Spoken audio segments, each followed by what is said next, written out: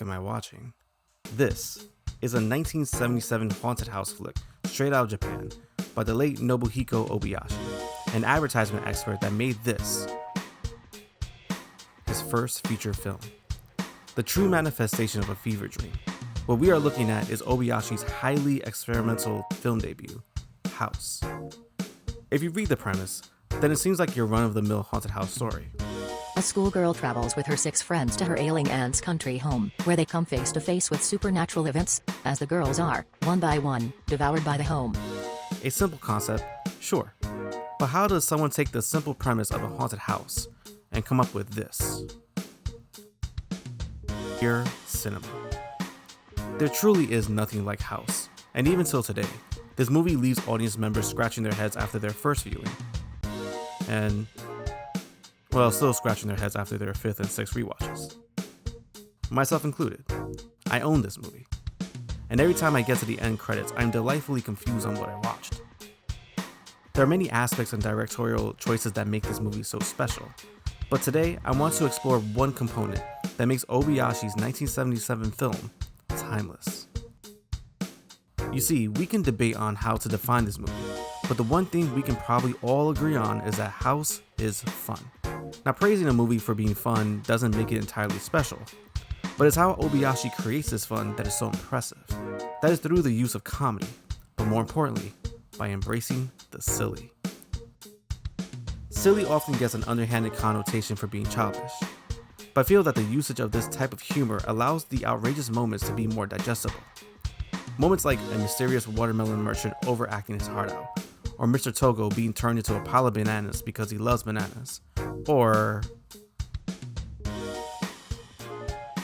whatever this is. Silly is embraced to allow the ambiguous world of House to be easily absorbed by its audience.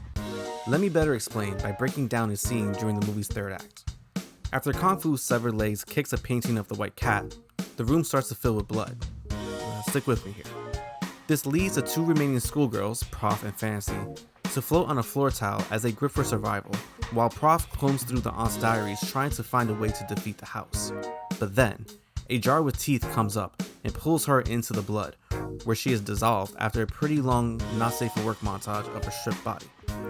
Weird, but even with such frivolous moments like Kung Fu's legs flying through the air to attack a painting or a jar with actual teeth popping up, this scene is quite suspenseful.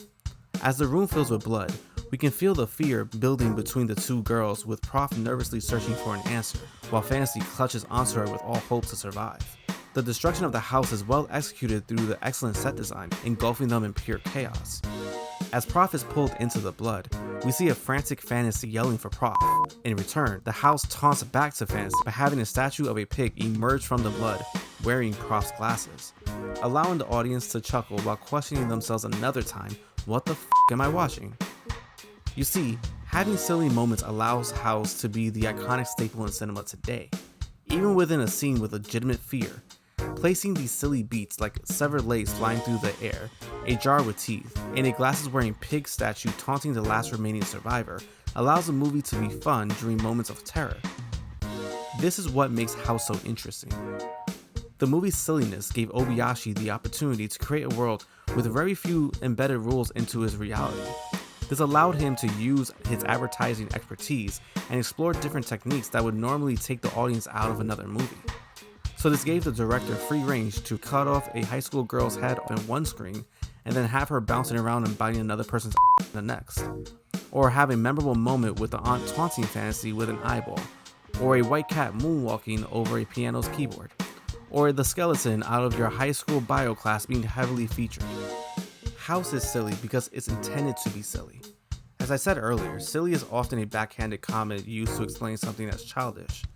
Which, yeah, that's why the story credit goes to Chigumi Obayashi, Nobuhiko Obayashi's 10-year-old daughter. He believed that adults only think about things they understand. Everything stays on that boring human level, while children can come up with things that can't be explained, which is the perfect way to explain House. It's silly because it's meant to be. It feels childish because it's meant to be. It's undefinable because it's meant to be. Tapping into the creative mind of a child allowed House to be the timeless classic that's loved by so many today, and allowing this to be pure cinema. Until next time, be good to each other.